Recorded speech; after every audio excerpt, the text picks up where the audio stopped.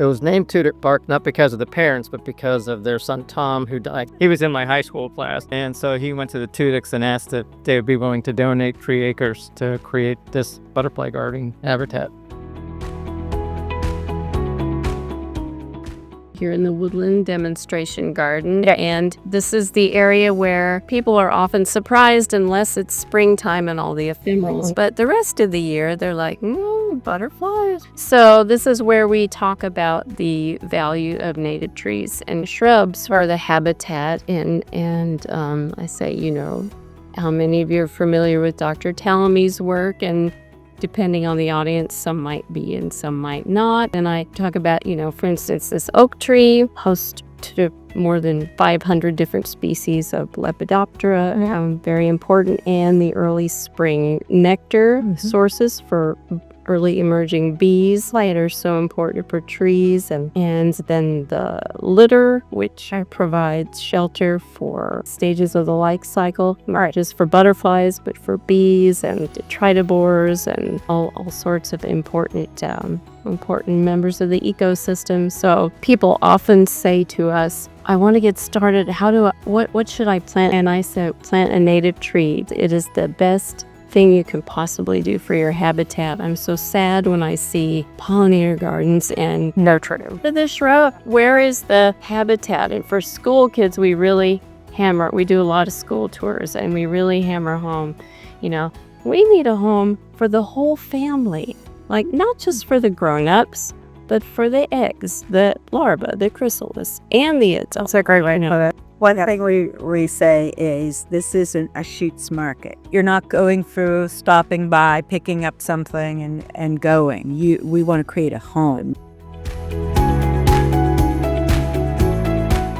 So this garden, we call it the Discovery Garden because we really believe that young people and adults connect to nature by getting up close and personal, by really finding that joy discovery that we all had when we were children. So this is a garden of stories. Yes, it's insect-plant interactions, but in each one of those interactions is restored. Children know so much that they've learned in science class, and they will say, a butterfly has proboscis, and then we'll talk about long-tongued bees and short-tongued bees.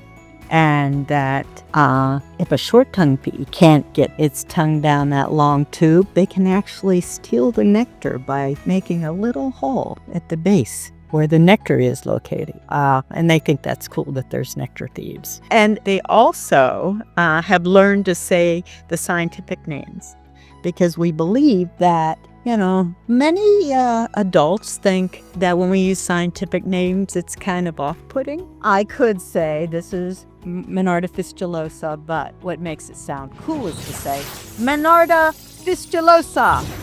And then they want to know, well, what does this plant? What's its name? What are the secrets of that name? Right. And also we like to talk about the plant families too, since we have mountain mint here right next to the Monarda. We'll have them feel the stems, or talk about the square stems, or whatever the characteristic is. So this is our favorite garden tool. Before we get a tour, we pass out a hand lens to every student so they can see what's going on. So mountain mint, for example, They take the hand lens over and they look for those visual attractants, those nectar guides, those little magenta dots, the patterns. And let's see, is this opened up much? It looks totally different under the magnifying glass, and you really appreciate those smaller flowers that otherwise you might overlook. That's right. And this isn't just for children. The adults love doing that too. They'll say, I had no idea. I thought it was white. Right. They start thinking about flowers and how each one has a different shape, a color, a scent, these different, the whole idea of signal, and then the reward they get from visiting these flowers. All of this was planted by a group of students. we have what is called the Satellite Garden Program. The Snetsinger Butterfly Garden serves as the mothership. And we have helped start pollinator habitats in school landscapes. Oh, that's great. Sometimes libraries, sometimes churches, sometimes retirement communities, where they actually have a living classroom right outside their door that they can observe. And so instead of just having monarch butterflies in the classroom that they see in a tank, they can go out to the garden and see them interacting with the milkweed. That's how we started this program. Yeah. A teacher was out here. I was out here with Bob Snetsinger, and she said, "We've run out of milkweed. I need it for the classroom." Yeah. And we said, "How about if we help you plant milkweed in the school land?" That's a great idea. And that's how it all started. There are certain plants that the deer avoid. Right. So I plant a lot of those. Yeah, I always said they tended to leave plants alone in the mint family. Yes. Until this year. I have never had them chewing the mountain mint. So the more mountain mint, The better. Professor Patch says it's the most visited when it's in bloom. Yeah. And that's been true in my own garden. I see a lot of times the most species on one plant at one time. Right. It's like you start counting and I'm easily up to 40 different species on one plant, which is crazy. It is amazing. So that is one that I highly recommend. When we get down to like shrubs, Yep. They leave, and we'll be seeing that shrub up here, the shrubby St. John's wort. Yes. They leave that alone. It's one of my favorite. Go-to for heavy deer pressure, heavy herbivore pressure. Yeah. Good to know. Yep. And they tend to leave the spice bush alone once it gets Big enough. big enough. And that's been my experience too, is like year one, they'll browse, and then year two, apparently it's not as tasty as it was year one. Right. The deer are the worst about yanking plants out. That's the other issue I run into on heavy deer pressure properties is they'll pull them up. And, if they chew them off, I'm good with it. Milkweed is surprising to me. Yeah. I mean, we've always had asters being nibbled at in the fall and create where we can make some bare ground in here. We're not going to take everything out, but there is some Canada goldenrod in here that it's working way, yeah. And so, are you mostly seeding these plots, or do you also will you divide some of the things you have here? we divide. We start much of our seeds in milk jugs and do winter sowing. That has been very successful for us. As a matter of fact, that area that was planted by students of our satellite garden program, they winter sowed those. And I like to pick that coreopsis because it blooms that first year out of the jug. It's nice. With where we do monarch tagging, Yes. with through Monarch Watch.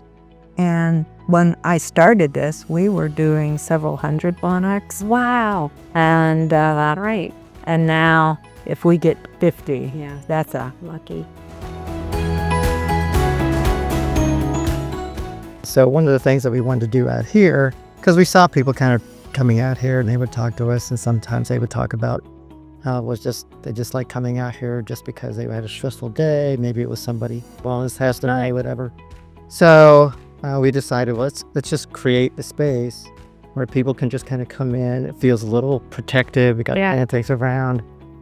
We got, this is the habitat out here, the meadow out here, and so just sitting here, you get to see the insects, you get to see the birds. Right. In the fall, you can see the entire mountain range out there. Fantastic.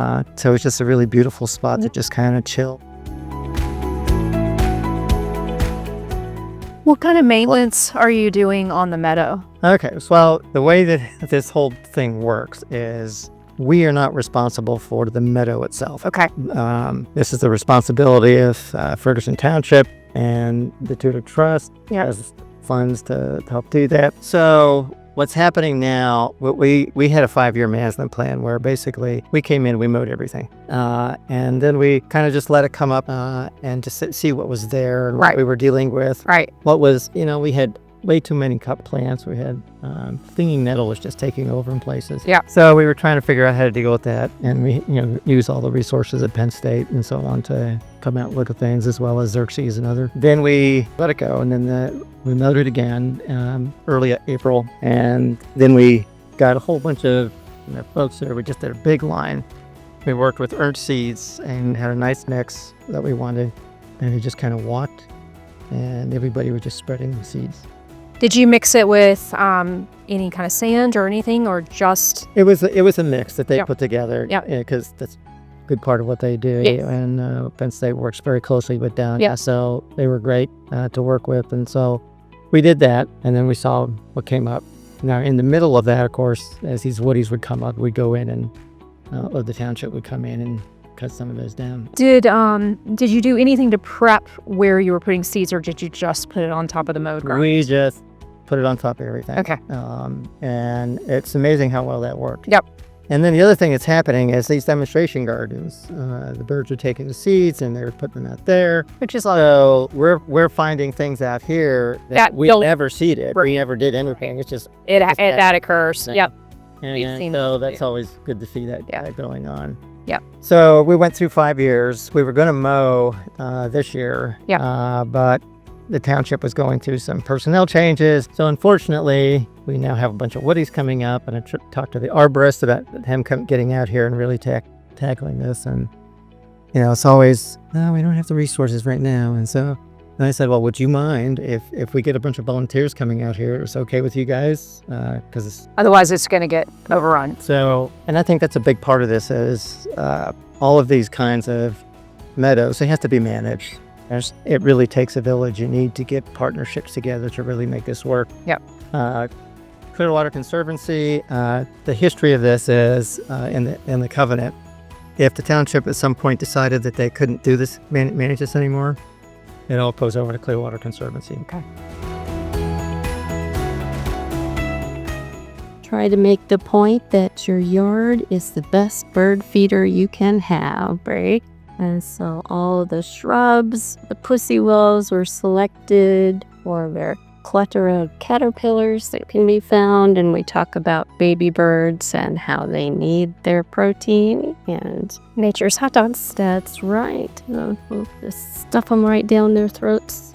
And then we point out the only difference being to pollinator garden really is that you can add some man-made structures like the brush fence, which serves as a great pantry for us little birds like chickadees, as well as great cover. Designing garden is not only to create the optimum habitat for pollinators, but also easy access for the public, so they can. Paths are important. Right. They can see the plants.